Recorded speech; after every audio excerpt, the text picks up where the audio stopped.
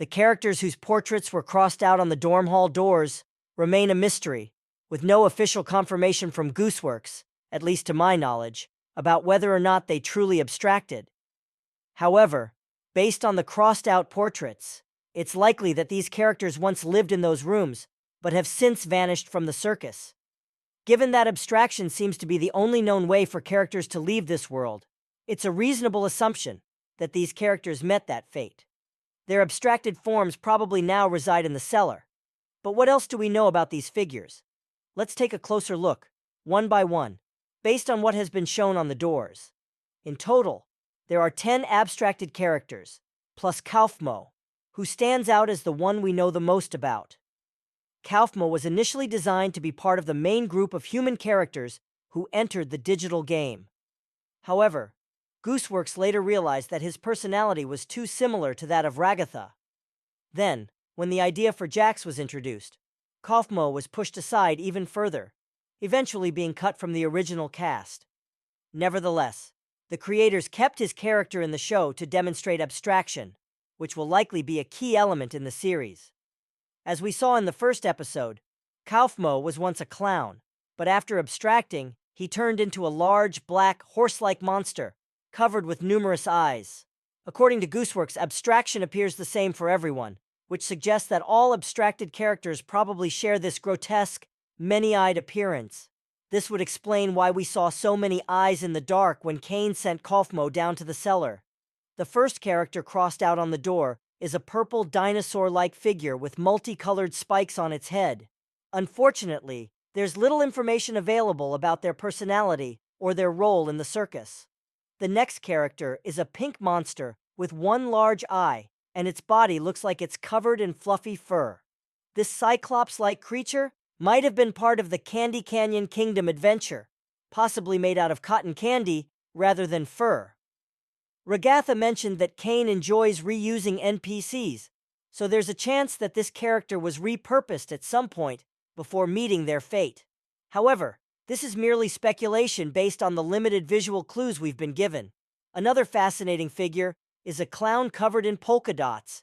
It's interesting that the circus seems to have had multiple clowns, Kaufmo being one of them. If these abstracted forms are based on the characters' human personalities, as some believe, we could assume that this polka-dotted clown, like Kaufmo, was jovial and fun-loving. However, as we know from Kaufmo's story, his humor sometimes fell flat, leading to awkward reactions from the other characters, like Ragatha and Gangle's forced laughter. Perhaps this abstracted clown shared a similar comedic struggle. There's also a theory circulating that new circus members appear to replace those who have abstracted. If this is true, it's possible that Pommy, the jester, arrived as a replacement for Kaufmo after he abstracted, since both characters have playful, comedic traits, though their specific roles differ. Next, we come to Dobby, a yellow dog-like character. While we don't have any official confirmation of this name from Gooseworx, it has been widely adopted by the fan community. Dobby bears a resemblance to Jax in that both are animal-based characters, Dobby being a dog and Jax a rabbit. Their bodies also appear to be made of similar materials, which has led some fans to speculate that Jax might have replaced Dobby after he abstracted. However, looking at Dobby's face, he seems to have had a gentler personality than Jax, who is known for being mischievous and not particularly kind. Another abstracted character is an orange and green figure with a long nose and mismatched eyes, somewhat resembling a toy worm on a string. This design is somewhat reminiscent of the Gloink Queen, though this figure is likely much smaller and less sinister. The mismatched eyes are an intriguing detail, especially since the only other character with such a feature is Kane, the AI overlord of the circus. This has led to speculation that the worm-like figure might have had a significant role in the circus, possibly even working for Kane, although there isn't enough evidence to say for certain. One of the more notable abstracted characters is Queenie, whose name has been confirmed by Gooseworx. Queenie is a black chess piece, while Kinger, a current circus member, is a white chess piece. It's likely that they were connected in some way. Perhaps they were partners, or even entered the digital circus together. One theory suggests that Queenie's abstraction might have driven Kinger to madness, explaining his current forgetfulness and jittery demeanor.